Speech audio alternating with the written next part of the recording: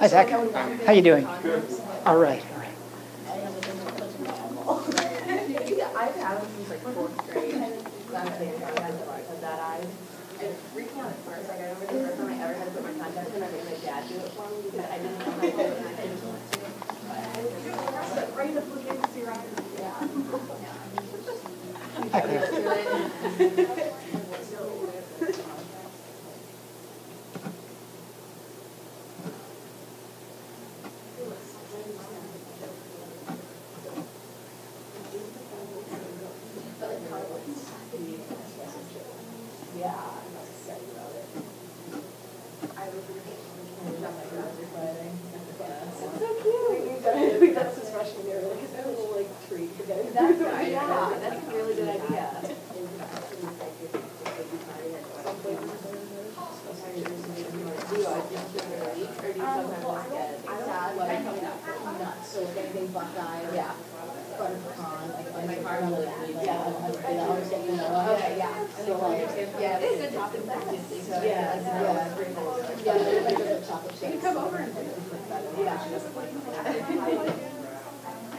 She's really cool. I actually didn't know her how many years. It's working out.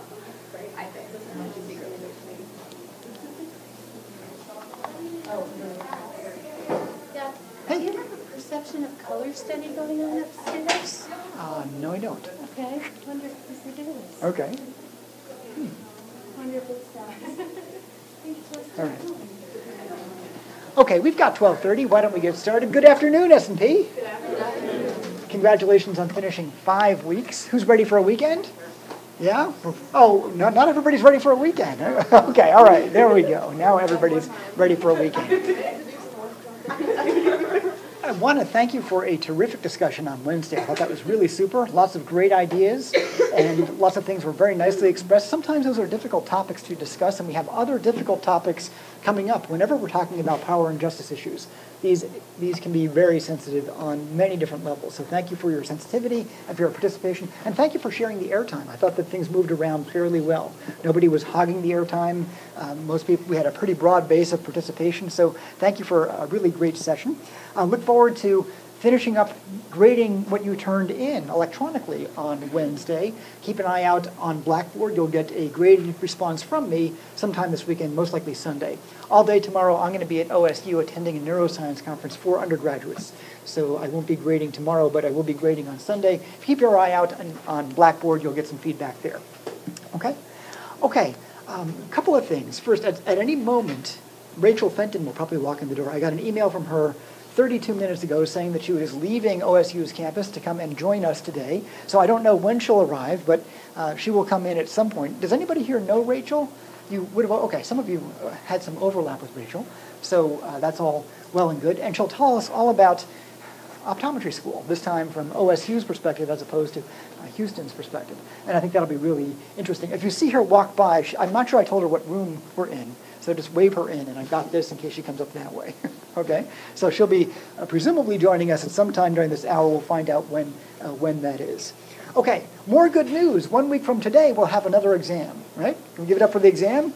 Yeah, right. So we've done this before, but I thought I would go over what is on S&P exam number 2. This slide should look familiar to you because it contains the same format as the other about the exam slide that we had. This is the second time that we've done it.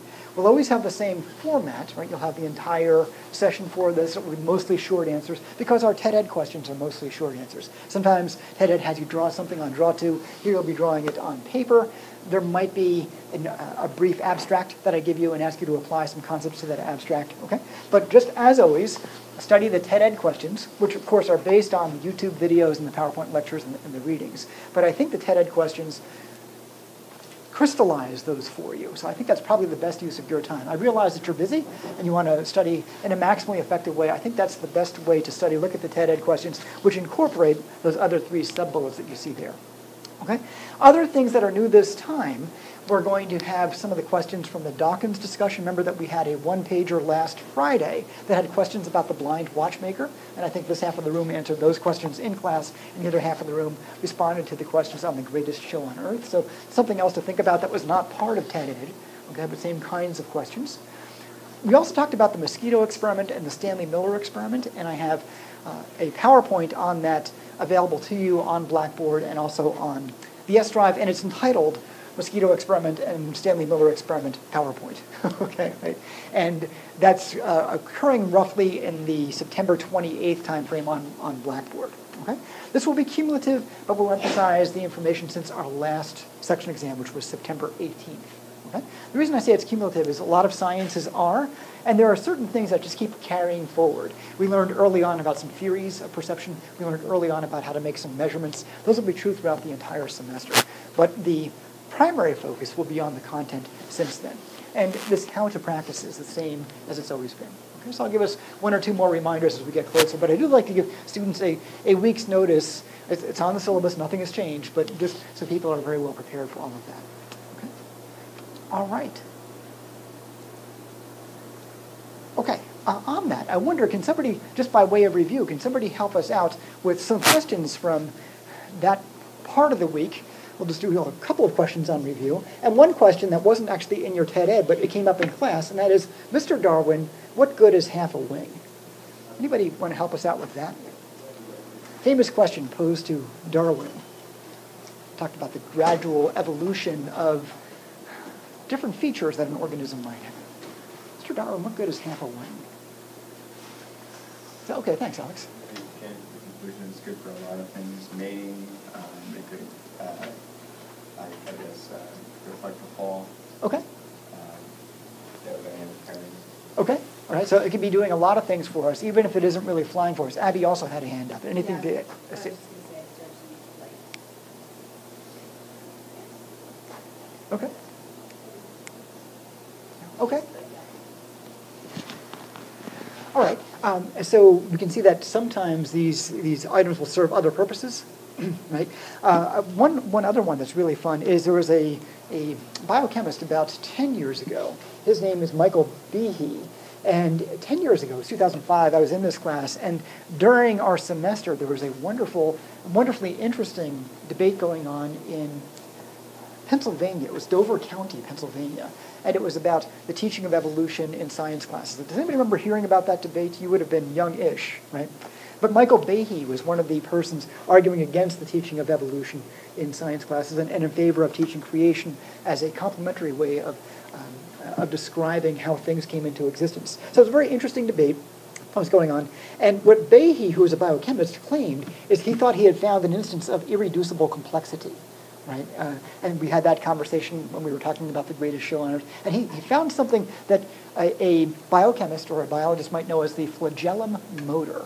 Okay? And this is a very, very small molecule that he claimed, or a very small item. I wouldn't even call it a molecule. It's a very small item that is remarkably complex biochemically. And he's saying that if not everything is in place for that flagellum motor, it doesn't work. Right? So he was thinking it was irreducibly complex. What one of the counter witnesses offered on this, a very interesting debate. He came and took the stand. So this is all in a courtroom, right? And Behe's making his claim about the flagellum motor and so forth. And at some point, I think it was the case that Behe made reference to a mousetrap that doesn't really work. A mousetrap is a moderately complicated item. And you can imagine that it kind of works or it doesn't work, right? So you'd have to have the whole mousetrap operating. Right? So what good is half a mousetrap? Right? What good is half a wing? What good is half a mousetrap? So what this one person from the other side of that debate did was he had a mousetrap as a tie clip.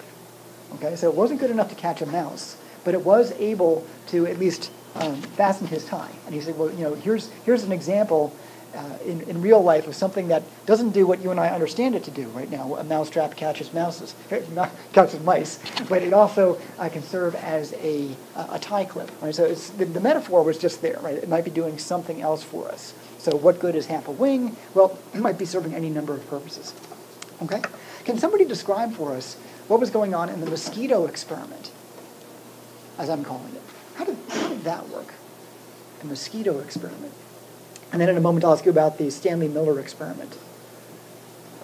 Mosquito experiment was one we did in class. You didn't have a TED Ed on it, but it came up as a corollary to what we were doing with the greatest show on earth. Yeah, thanks, Dan. So, I think we were trying to explain the longevity of the mosquitoes Okay. through manipulating the temperatures so that the mosquitoes would reproduce during certain points in their lifetime. Okay. And so they kind of, I guess, control it for the temperature and kind of adjusted throughout the lifespan to kind of make the mosquitoes who live longer keep reproducing. Uh-huh. And so that, I guess, was like genetically passed on. And so they kept increasing the temperature later and later in the lifespan until only the very long-lived mosquitoes were reproducing.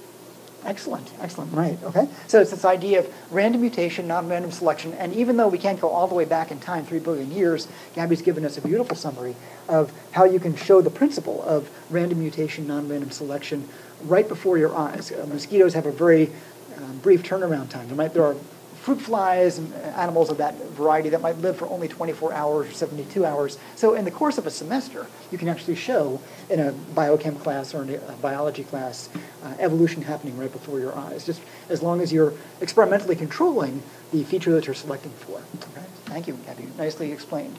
Can somebody help us out with the extension of that? So we can go back in time and talk about this developing eye, and we can see that it can change just bit by bit, being selected little bit by little bit. Even if at a particular time it's not really good at a particular function, it might offer some evolutionary advantage to the organism early on. And then we went all the way back, and we said, well, how did the whole life thing, the idea of self-reproducing organisms, get started? And that brought us to the Stanley Miller experiment.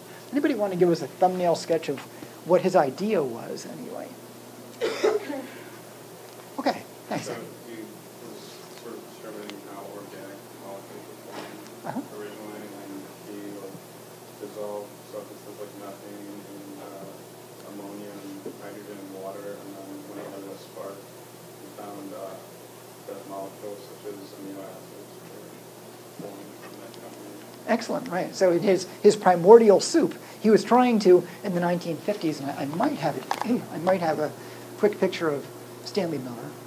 Here he is. Okay, so there's this idea. This is a fairly famous experiment, and the idea was he was, back in 1953, working with the best science of his day to try to understand what was the early Earth like chemically, what chemicals were available, what temperatures might have been available. And based on that, can you move things around in an experimentally manipulable way that might generate something that is lifelike, or something that is self-reproducing, or something that is more complicated than what had come earlier, some kind of amino acid, which will be an important building block.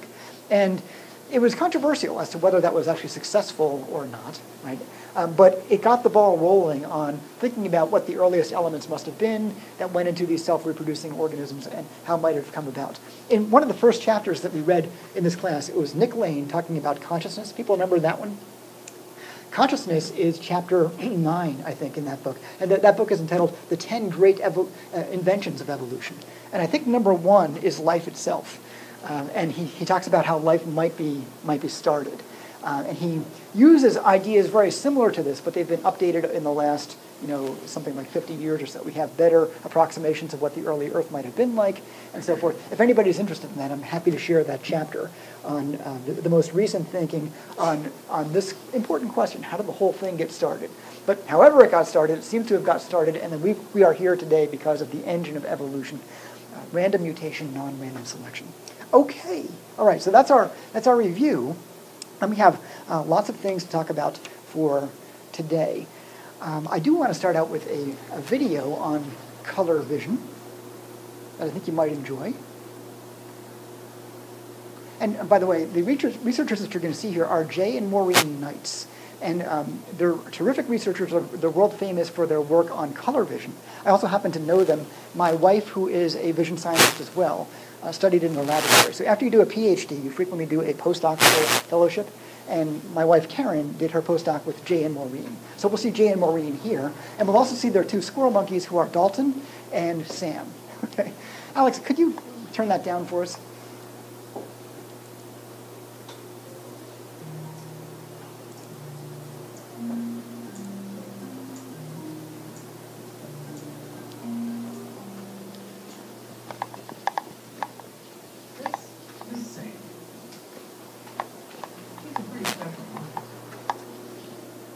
See, unlike all other male squirrel monkeys, Sam can see the color red and happily proves it in exchange for a sugar ball. In squirrel monkeys, well, all the males have color vision deficiency, and they're all colorblind.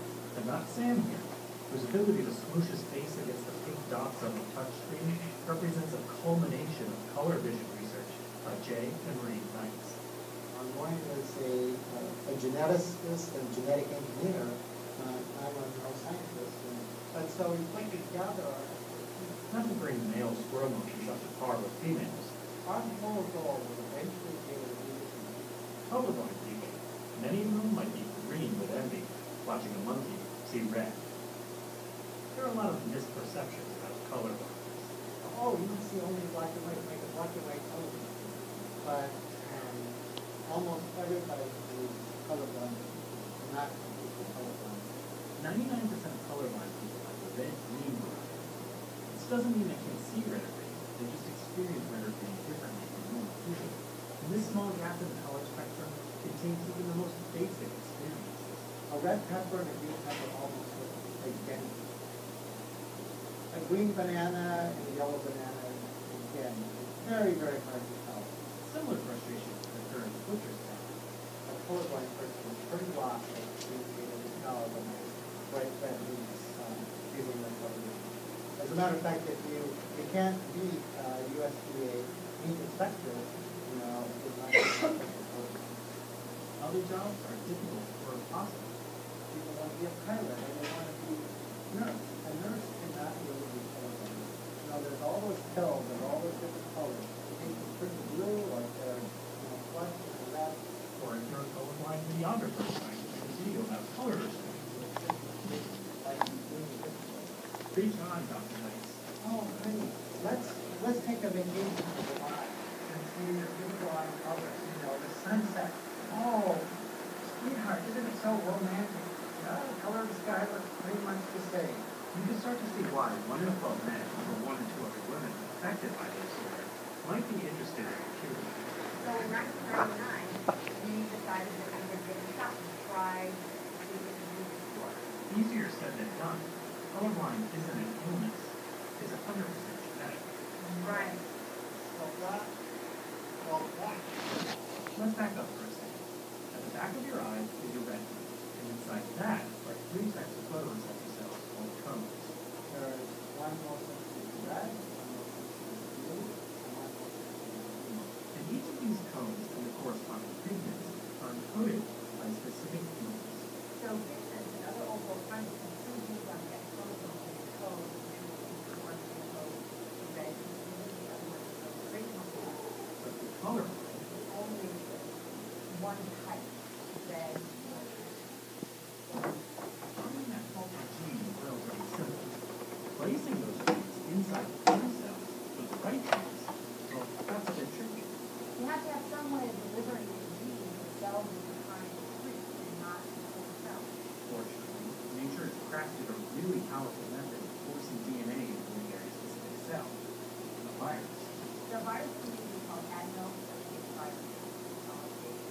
Its main advantage is that you don't get it an immune response against the virus. So while researching how to load the therapeutic gene into the virus, the Knights has trained a pair of colorblind male squirrel monkeys, Sam and Dalton, to take a colorblindness test.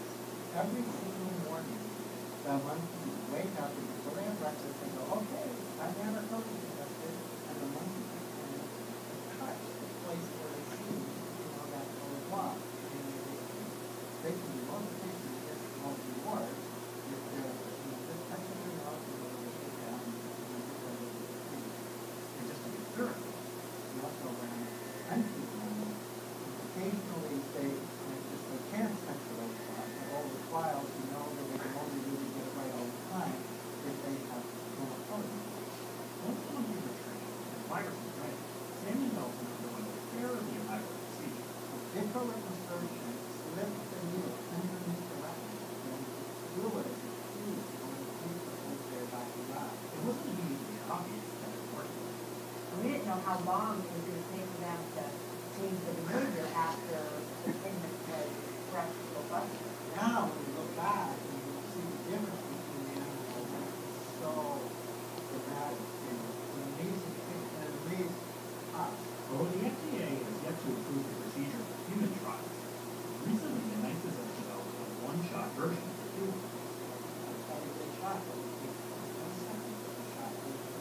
while getting a shot in your eyes sounds terrifying to some, it's a small price to pay for living in a dream, or getting to see a sunset in all its glory, or maybe just not leaving your house dressed like this.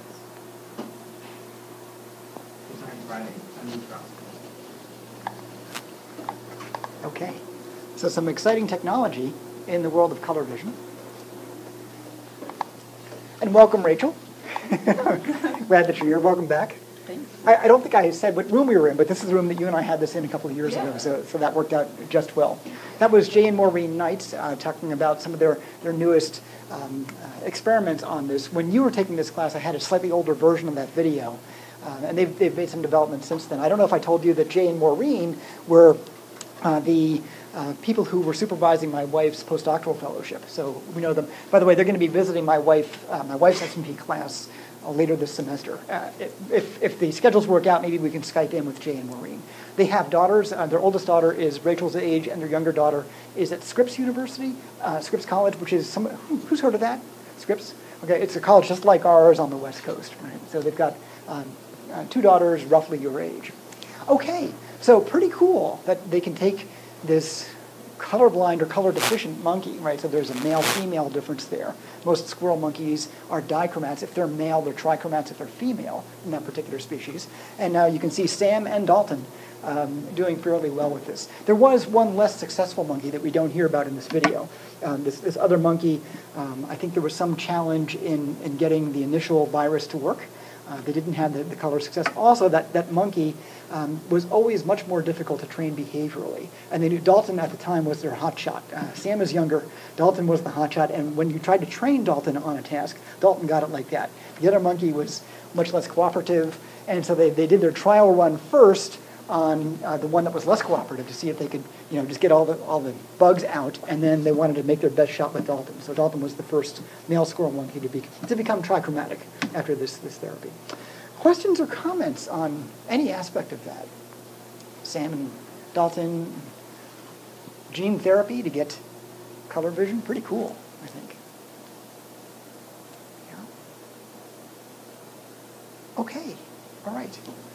So why don't we do this?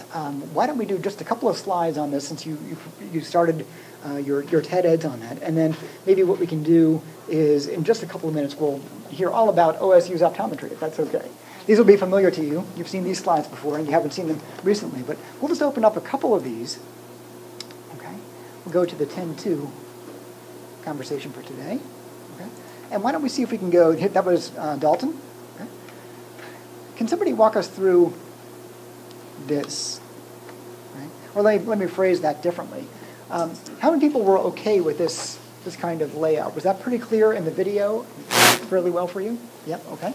And we have the different ideas about hue, saturation, and brightness. And we can begin to distinguish these three different dimensions of color, hue, saturation, and brightness, by drawing slightly different kinds of spikes and other figures on the same graph. It's always wavelength over here and intensity. Okay, so we have these different spikes, and this is how we're distinguishing the different hues from each other, right? Okay. And what was the point about pink? Anybody recall? Yeah. It's not actually on the spectrum, okay. So it's more like a broad kind of band of them. Okay, right. Yeah, right. Okay, so good. It's not on the spectrum. It's going to be broader. It was a really good gesture that you made. It sometimes had to be extra spectral because it's not on the spectrum. And there's one other color in the movie that gets categorized that way. Does anybody recall what that was? Toward the end of the movie, I think I hear it. White is, that's very good. Actually, white is extra spectral, right? Because white is, that wasn't the one I was thinking about, but white is sort of all of these, right? So it's not any one location on the spectrum, okay? Is there another one? Yellow should be here, right? Yellow's about 590, right? Yeah. Maroon is, it's darker, but it's still here, right? But maroon was one of the colors there.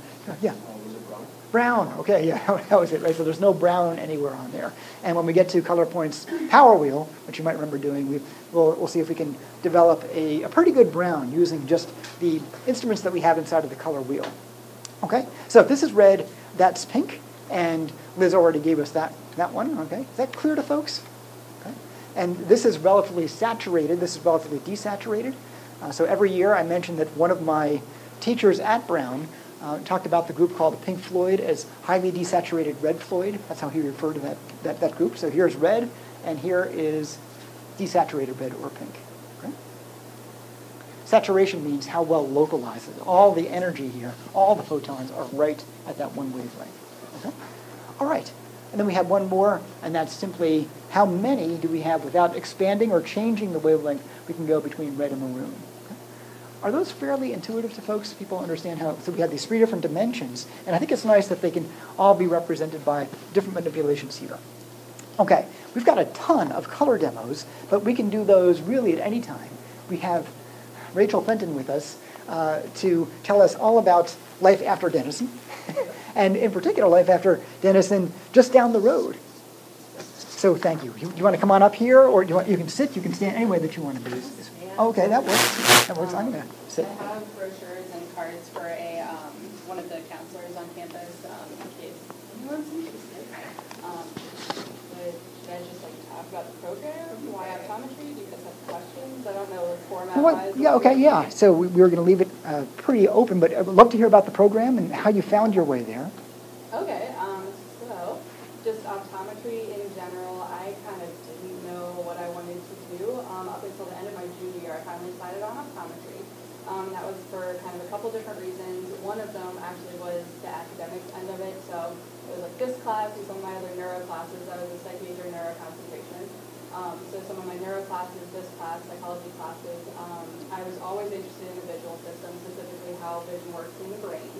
So that was kind of one end of it. There's a specific part of optometry called neurooptometry or behavioral optometry, depending on who you talk to, that works specifically with patients that have vision problems as a result of a brain injury or as a result of a developmental disability, things like that. And that's kind of the population I want to work with. So I found that subset of optometry. So that was kind of the academic side of why I chose optometry. The other end of things was I was really heavily involved with Interslash, Delta Gamma in college. And for anyone that might not be as familiar, they're affiliated to be a service for sight, so they work a lot with the visually impaired, like raising funds, awareness of common visual impairment, stuff like that. So that was kind of the philanthropic end of things. So I knew I wanted to help people that had visual deficits, and I knew it was an area of interest of mine. So that's kind of how I chose optometry. And then, let's see, so pretty much I interviewed like a bunch of different places because I didn't really know where I wanted to end up as far as which college of optometry. So I chose Ohio State because a couple different reasons actually. One of them was I really wanted an interdisciplinary approach to my education. So some colleges of optometry are standalone, not associated with a bigger university. So there's not as much room to kind of talk to other health disciplines and things, and that's something that I really value because once you're out actually working, you're going to be interacting with a lot of different doctors, nurses, other health professionals. So that was one aspect of Ohio State that I really liked, was that interdisciplinary focus. What else? I loved the people. It was pretty much just any student or faculty that I talked to was very passionate about where they were, very passionate about Ohio State, about the people that they were surrounded by, and that's something that I thought was like kind of contagious. Like they're all excited to be around each other. Like I would be excited to be there. So that was kind of an environment that I really wanted. What else?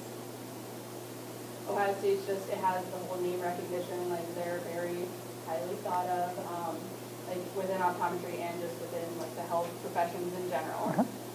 So that was pretty much the other big reason why I chose Ohio State. Short spiel. Great. Just so you know, Rachel, last Friday we got a Skype with the other Rachel. So Rachel Reed Skyped, and she was actually a year older than you, right? You were 2014, she was 2013. Right. Yeah, right. So she Skyped in, and she made the point that not every state has its own optometry school, but there are many fewer optometry schools than there are, say, graduate programs. There's several hundred graduate programs in psychology-related fields. There's probably only, I don't know what the number is, I might guess 30 or 40 optometry schools. 21. Oh, 21, okay, okay, wow, you know that, okay. And I had been informed that OSU was very favorably ranked among us. Yeah. It is. Yeah, great. Pretty much the whole, like going back to the whole name recognition thing, like I I don't know, that was something that I really liked. Like everyone, all the instructors, faculty, and staff that they have at Ohio State College of Optometry, they're very like well renowned in their field. So that was something I really liked. Right. So you haven't been out very long. You only graduated in 2013. No, 2014. So that was even like within a year and a few months. You're in, right? During your gap year, if I can call it that, did you do something that was academically, did you take some courses or do something, had some experiences that sort of got you on this career path? Yeah, so I kind of left out that whole year of my life. So yeah, I took kind of a gap year of sorts after I graduated. Pretty much optometry had certain prerequisites that I would have needed in order to apply that I didn't have time to take while I was a dentist. So I took a gap year, took classes full-time in Columbus, and also worked part-time at an optometry practice. Also in Columbus.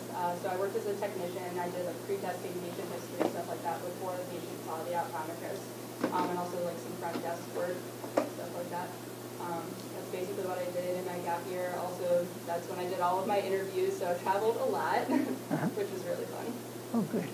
Good. What's the interview process like? Are you, there are two flavors of interview process. Sometimes you're trying to sell them on you, right? Other times, they really want you, right? And they're trying to sell the program to you, right? So what kind of a balance did you see between those different experiences when you were interviewing? I mean, honestly, each interview that I went to, every interview was very different. But pretty much consistently, I did see like it's a balance of I have to sell myself to them, but they also have to sell themselves to me, sort of thing. So as far as that goes, it was pretty balanced each place.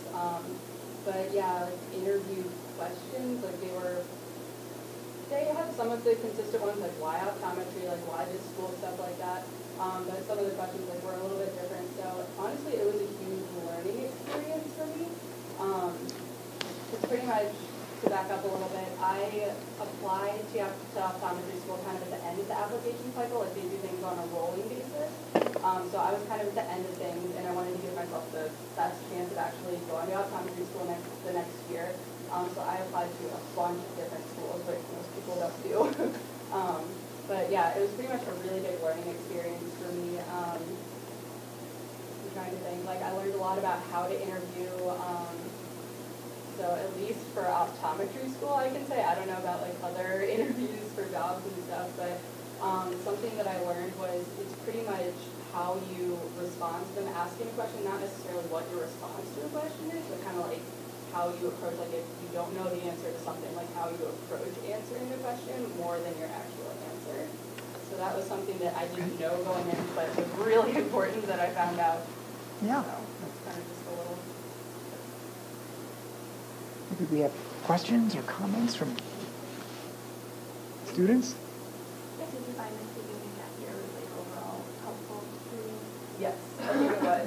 Pretty much if I tried to do all the interviews and traveling that I did while I was a dentist, I would not have been able to do it just because it does take up a lot of time to go and travel to all these different places, especially since not every state has an optometry school. Like the traveling isn't just like a couple hour drive, like it's plane flights, stuff like that. So I would not have had enough time if I tried to do that at Jensen. So yeah, my gap year was really helpful, and also working at an optometry practice gave me like a lot of experience that I think is really valuable going in to school. So I also did a lot of shadowing and learned a lot through that too. So like learned a lot about the profession, stuff that I think was really valuable before I actually started my classes. Like had a better understanding of what optometry is, just besides like an online research on body people. So yeah, pretty much. Yeah. What's the application process like? What kind of paperwork or did you have anything? So yeah, that's a good question. So pretty much there's a kind of centralized application that's relatively new, and I think relatively is like in the past 10 years or something. But they have a central application that you fill out and send to whichever schools that you want to send your application to. Most schools will have a supplement that you have to fill out as well that is anywhere from just like questions just about you, like where you're from, stuff like that, to actual questions that you might see like in an interview. So supplement-wise, like they're a little bit different, but you have your central application, and then you have to take the OAT as a standardized test for it, so it's like not GRE, not the MCAT. It's all the OAT, the optometry, and vision test. Yeah, it's just your basic standardized test. Like they have a science section, the quantitative reading section, reading. I think physics is separate. I think physics is separate, I think. Trying to think what else. And then you have like your interview. The interview is, I guess, the last component of the application process. So, and yeah, like I said, they do everything on a rolling basis. So pretty much applications will open up sometime in midsummer and go anywhere until it depends on the school, but generally I'd say until about March time is still open. They let people in on a rolling basis.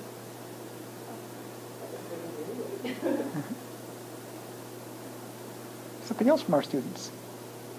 Zach's got something. What kind of classes are you taking? So right now, see if I can remember the whole list. There's a lot.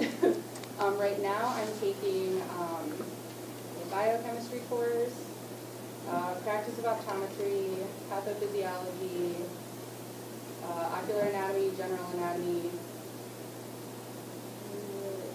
intro to primary care testing, optometric career options and financing.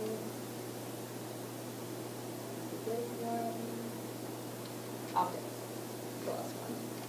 So that is a big difference between undergrad and professional school. Is not necessarily that the material is that much harder, it's just there's so much more of it. So like time management has to be like a huge thing.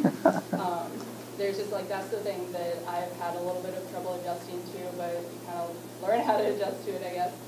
There's just a lot of studying. There's not really that much like written work, homework, papers, like not really as much of that kind of stuff. More just like you have to keep up on your studying every day. Like that's what you're going to be doing for the rest of your life. So like all that information is important. So that's kind of your homework every day. Cool.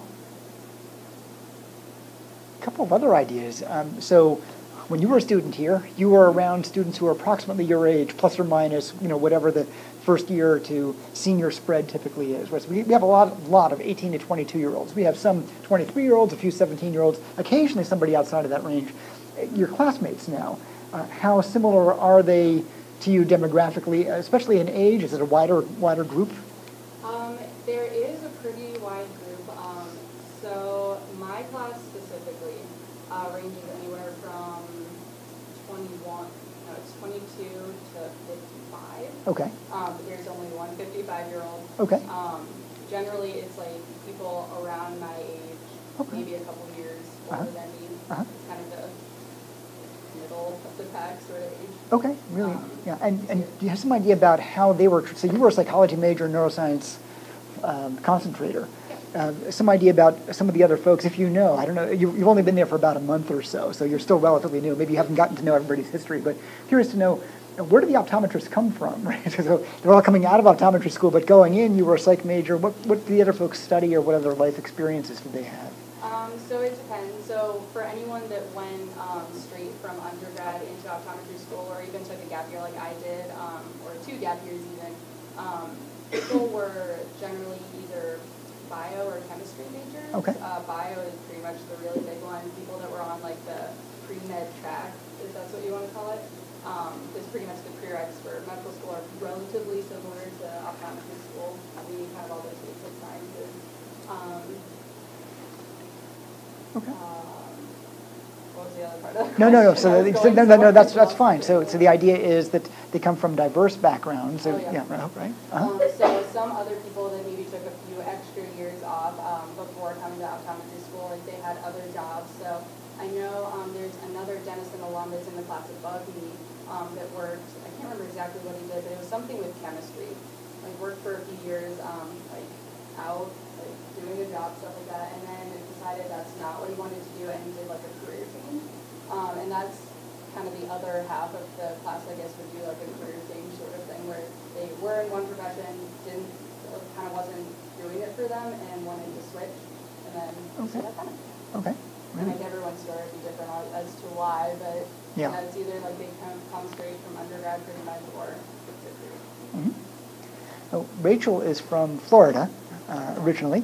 And the reason I point that out is every year I go to an annual vision science conference in Florida. And there are two different varieties of that conference. One is called ARVO, which is ARVO, the Association for Researchers in Vision and Ophthalmology.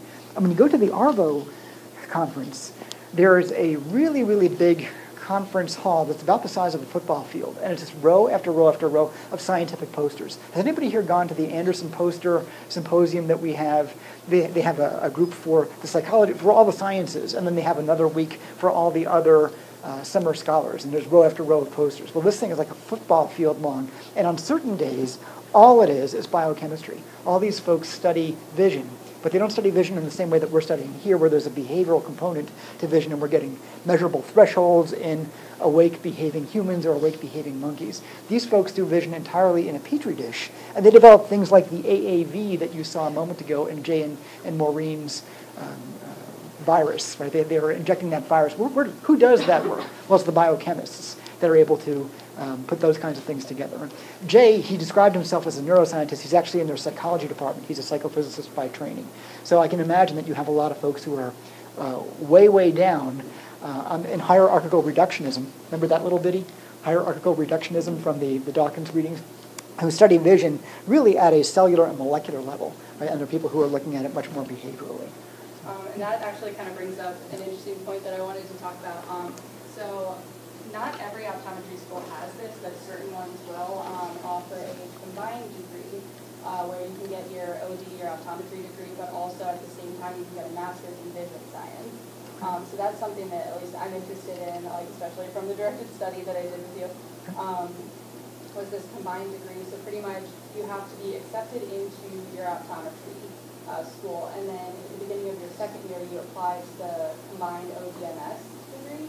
And you take pretty much just a couple extra classes. The cost of the master's degree is pretty much already included. Like it doesn't cost any more than just your regular optometry degree, which is really cool. And at the end of your 4 years, you'll get a master's. It doesn't take any extra time. It doesn't cost any extra, which is really cool. You get research experience. So it kind of goes back to the whole, like, you see patients, but also kind of, I don't know, are able to contribute to finding new things and stuff like that. Sure. I think it's really cool. Other questions or comments from our students? What else do you think else is at your top? So yeah, I looked all over, but my top choices, I would have to say, were Ohio State, Houston, where Rachel Reed is, and a school out in California, in Southern California. But the one in Southern California was not affiliated with a bigger university. Houston was, so pretty much it came down to Houston and Ohio State.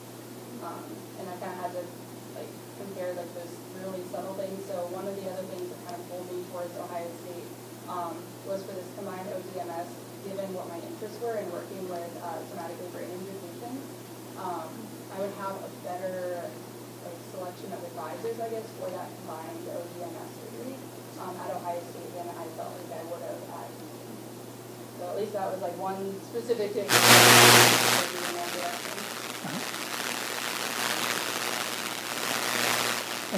And at what point do you think you'll be able to be meeting with patients? Right now it's a lot of book work, right? You're taking all kinds of classes, right? Yeah. Which range from what seem to be almost the business end of being in optometry to optics, right, and biochemistry, right? So just hard science and also what's practical in the field. But at some point you'll be working with patients. So yeah. So yeah, I didn't even talk about that when you had asked about classes, sorry. So pretty much, yeah, our first year is all pretty much your classroom work, like your basic didactic courses is what they call them.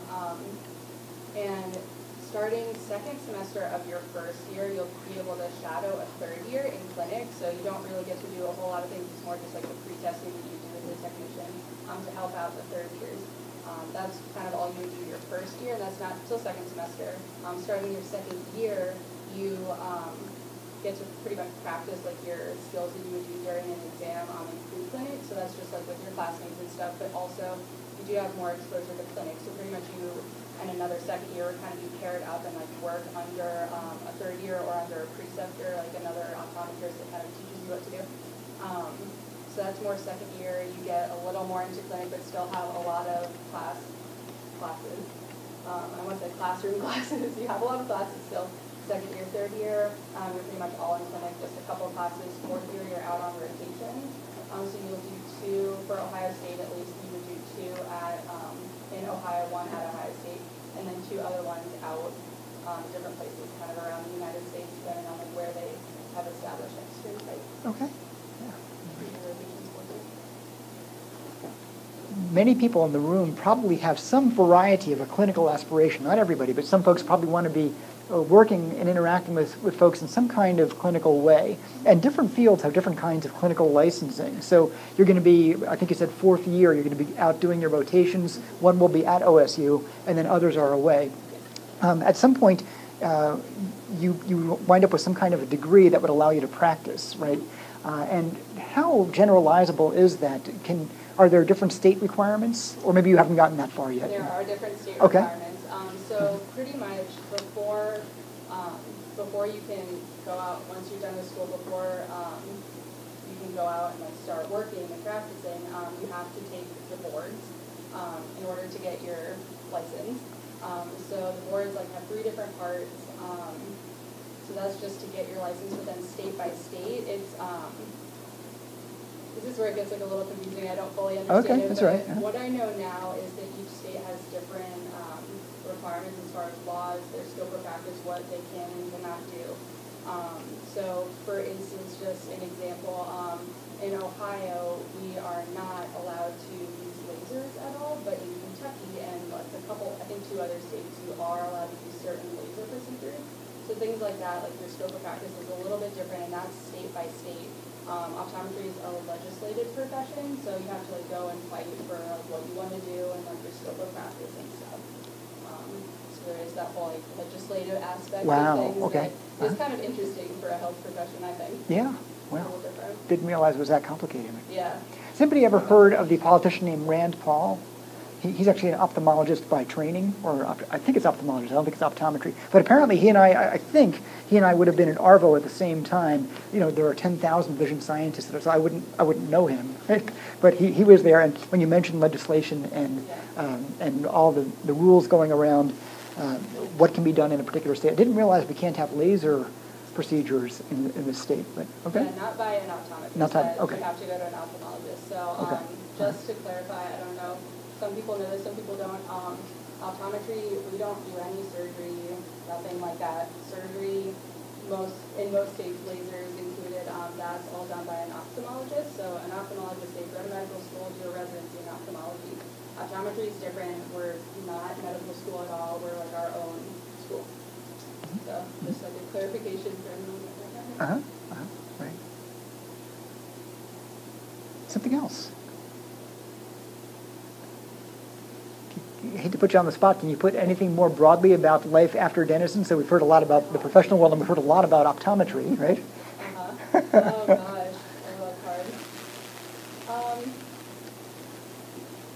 Can you think of something that you learned outside of the classroom, right? You had an experience outside of the classroom that is helping you out these days, and maybe not. Oh gosh, I didn't even I haven't. That's not something I guess I've really thought about.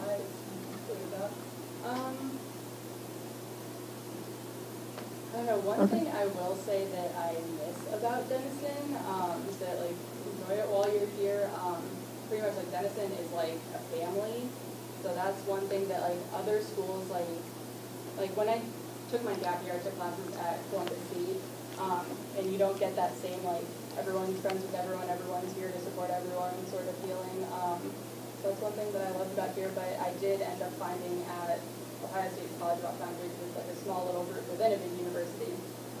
So definitely like, I don't know, that's not a piece of advice at all. No, I wasn't prompting you for a piece, but that's fine. Okay, so that's how it feels different. Yeah. Okay. Right. Yeah, and Rachel, of course, was very involved. For those of you who might be juniors or seniors, you might have been around when there was a production of Les Mis that we did, and she was one of the ladies of the Revolution. Were you in that one too, Alexa? Okay, so you were on stage together, right? Yeah. I don't think the other Rachel was. Nikki Feehan was the other one. Who was in your SAT class. Something else from our students. Looking at the clock, I did want to make just one or two other connections, and that is that, Rachel, I don't know if you're aware of this, but in our academic lineage, so these poor students have seen this a few times recently, but if we go all the way down to our academic tree, where's my academic family tree? Here it is. Okay, so somewhere in here, Glenn Fry, okay, Gerald Westheimer. So my academic great-grandfather and your great-great-grandfather is a graduate of PhD, got his PhD at Ohio State's optometry program way back when, 1952. So a year before the Stanley Miller experiment went on, your academic great-great-grandfather graduated with a degree in optometry from Rachel's program. All right. Rachel, can we have a warm round of applause for Rachel? Thank you, Rachel. Thank you for doing that. So wonderful to see you again. Have a great weekend, everybody. Look forward to seeing you on Monday where we get to talk about another TED Ed, okay, on color vision. And we'll do a bunch of color demos on Monday. And I can give my email. If anyone has any questions later, I can give my Dr. Matthews has my email. Yeah, right. So feel free to send that out. Okay.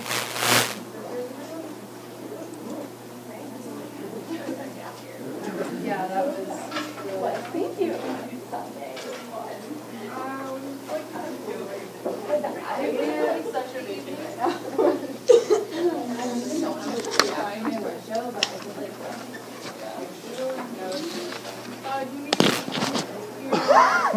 Sure, that would be really